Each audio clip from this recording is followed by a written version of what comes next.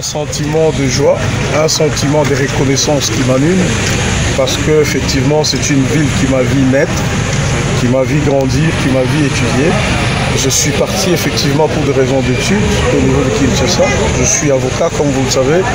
Je reviens voir mes mamans, mes papas, mes frères et mes sœurs. Je leur parle du programme du président de la République.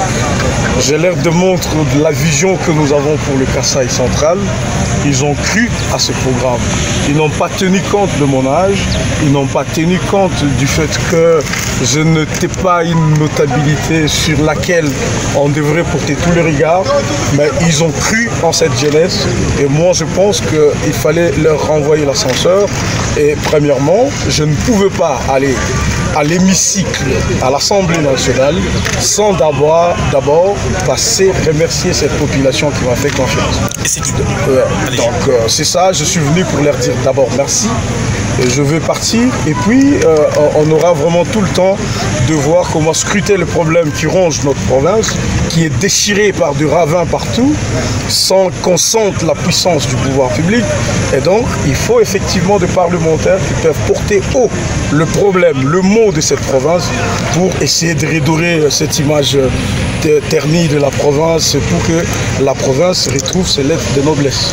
Je mesure la taille du défi qui m'attend. Je l'ai su avant. Ça veut dire, on a vu des gouvernements provinciaux se succéder, on a vu des législatures se succéder, on a parlé des grands hommes, de gens qui avaient une certaine notabilité sur place, mais on a vu en conclusion qu'ils n'ont rien fait pour notre province.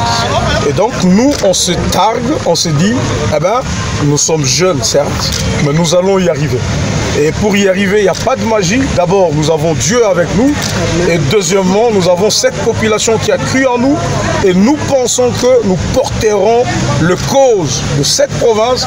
Et nous pourrions faire de tout notre mieux pour que cette province... Deuxième mandat du chef de l'État, le programme il est tout tracé avec des objectifs majeurs que le chef lui-même a signés. Mais spécialement pour la province du Kasaï central, notre première démarche, ça sera de désenclaver cette province. Désenclaver la province, ça veut dire qu'il faut aller faire la voirie et voir effectivement des infrastructures, des routes d'intérêt national qui doivent être créées pour permettre une circulation au centre du pays. Et d'ailleurs, l'idée que je vais porter, c'est celle de dire au pouvoir public que si le centre du pays n'est pas développé, on ne peut pas imaginer le développement ailleurs. Donc d'abord, il faut que des routes s'effacent. Je ne veux pas qu'on soit très cloîtré sur les routes que nous connaissons et qui ont fait des noms, Kalambambouge et les autres. Mais notre démarche sera effectivement de faire du Kasaï central les greniers du pays. Parce qu'ici, on peut bien faire l'agriculture. Nous pouvons cultiver, nous pouvons faire tout. Mais pour faire ça, il faut qu'on ait du courant. Il faut qu'on ait de l'eau. Il faut qu'il y ait une infrastructure qui permet la circulation. Il faut imaginer tous ces projets-là, voire même comment on peut imaginer que les investissements arrivent. Parce qu'ici, dans la province, vous vous rendez compte qu'on n'a pas d'industrie, qu'on n'a pas de société. Alors comment les gens peuvent se développer s'ils n'ont rien à faire? Le pouvoir public, ou on va dire la fonction publique telle qu'organisée, elle ne permet pas à personne de nouer les deux bouts du monde. Donc, il fallait voir tout ça, comment on peut améliorer les conditions de vie de nos populations et comment, effectivement, attirer l'investissement nécessaire qui peut faire à ce que le Kasaï se développe. Alors, au même moment, on a un problème pour la voie ferrée qui doit être bien réhabilitée pour permettre aussi tout ça. Les routes doivent se faire, en principe, à travers. Et donc, nous, députés nationaux, ce n'est pas notre rôle de construire tout ça, mais c'est d'effectivement plaider pour que le pouvoir public se détermine à résoudre tout ce mot que nous sommes en train de relever. Alors, en priorité, nous devons d'abord revoir la nationale numéro 1, ça veut dire la route qui part de Tikapa vers Kananga en passant par Mbujimaï jusqu'à Lubumbashi. C'est ça la priorité. Et pour le faire, on ne le fera pas seulement en tant que député national du Kasaï central. Nous devrions effectivement approcher nos collègues de province du Kasaï, ceux de Sankourou, les autres du Kasaï oriental, l'Omami, pour voir comment on peut mettre une synergie qui peut nous permettre de développer cette région du Kasaï ensemble.